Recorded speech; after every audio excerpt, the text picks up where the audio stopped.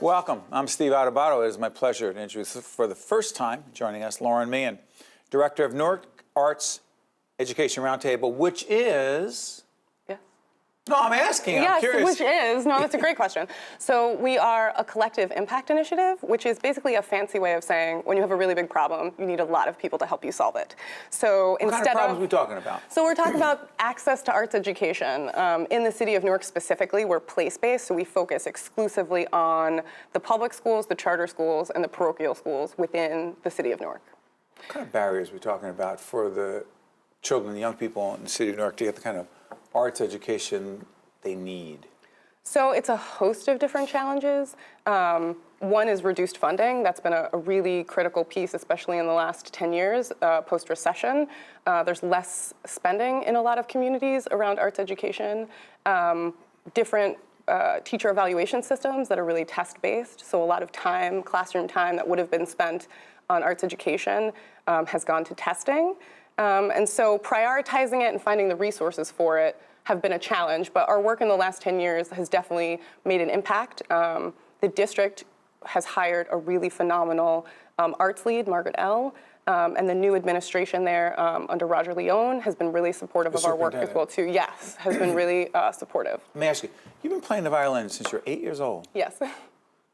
What got you into, how did you get into playing the violin at such a young age? So my public school, actually. No kidding. Yes, I went to the West Orange Public through the West Orange Public Schools, and so I had great general music through the 3rd grade, and then they sort of had this conversation with us. The band teacher would come in, the orchestra teacher would come in, they'd show you all the different instruments, and then you'd pick. And I actually didn't choose the violin initially.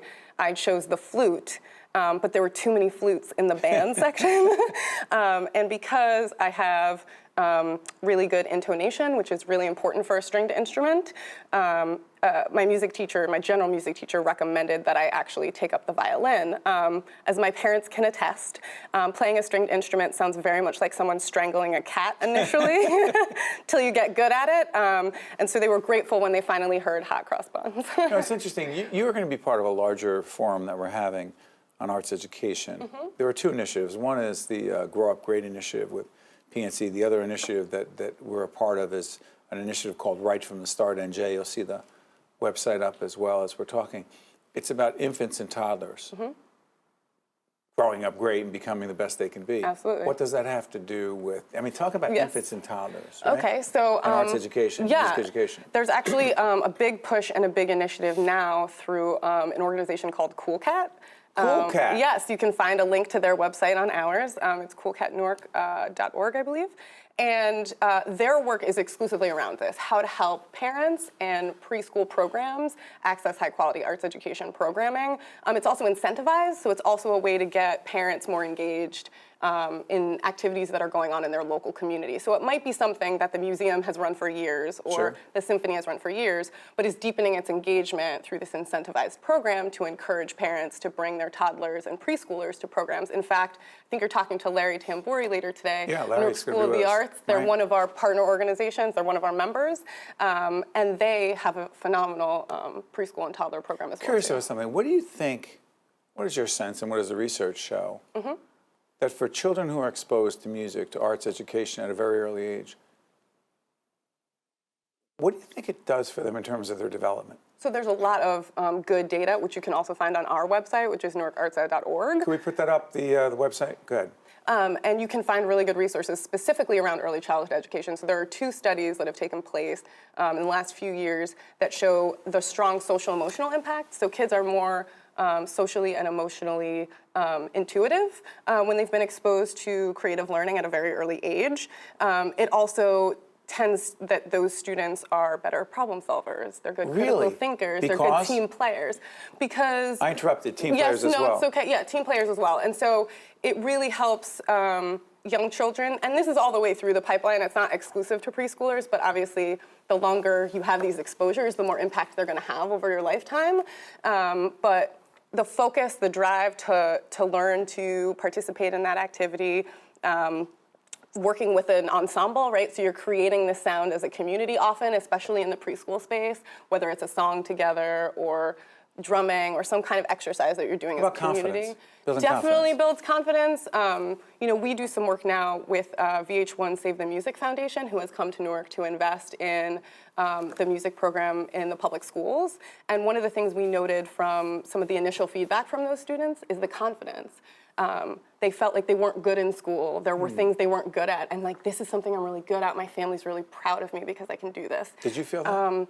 I definitely felt that. I mean, I'm not going to lie. I was a pretty confident kid. And so...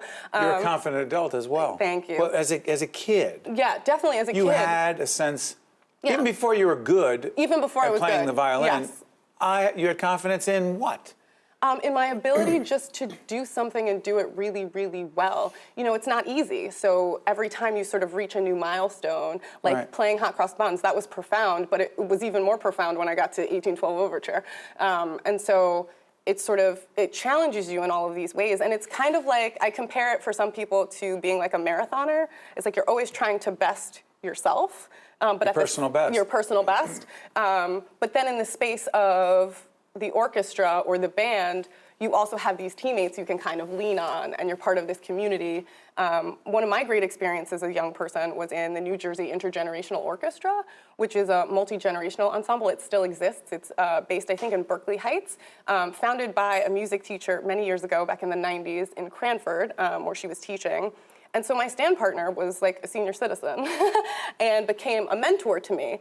And so I got all these really positive experiences from people who had completely different life experiences from me, who challenged me in different ways. I got to perform at Lincoln Center. I got to perform in all these venues, go play for Congress, play for the United Nations. Would not have happened otherwise. Would not have happened otherwise. Well, I mean, I'm curious about this. You grew up in West Orange. For a kid in Newark, do you think it's even more important for a kid in a particularly challenged community from a socioeconomic point of view? Absolutely, How so? And there's data for that as well too. So Catterall 2012, which is an NEA-funded study, looked at a lot of other different studies that evaluated the impact of arts education on young people. And what it found was not only does it have an impact on all young people, but it has an even greater impact in communities of need. So where there's lower income, more violence, you know, the sort of challenges that exist within often our urban communities here in New Jersey. Kids tended to have higher GPAs, better attendance rates. They were more civically engaged. And so it definitely has an impact on all young people, but an even stronger impact on young people in a community like Newark. You love what you do. I absolutely love what I do. It shows. Thank you. Looking forward to you joining us in the forum. Absolutely. Lauren Meehan, Director, Newark Arts Education Roundtable. Well done. Thank you. Stay tuned. We'll be right back right after this. The preceding program has been a production of the Caucus Educational Corporation, celebrating over 25 years of broadcast excellence. Funding for this edition of Caucus New Jersey has been provided by the PNC Foundation, the Turrell Fund, supporting Right from the Start NJ, the Robert Wood Johnson Foundation, the New Jersey Education Association, Holy Name Medical Center in Teaneck, New Jersey, the North Ward Center, and by Georgian Court University. Transportation provided by Airbrook Limousine, serving the metropolitan New York, New Jersey area. Caucus New Jersey has been produced in partnership with TriStar Studios.